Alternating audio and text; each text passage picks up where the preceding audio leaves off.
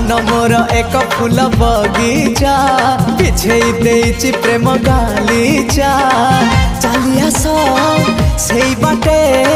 खोजुछि मु साथी गोटे सुंदरी सुरायना ना ना झुमता ना ना ना आस सुनयना झुमता ना ना ना आस सुनयना झुमता ना ना ना आस सुनयना झुमता ना ना आस सुनयना।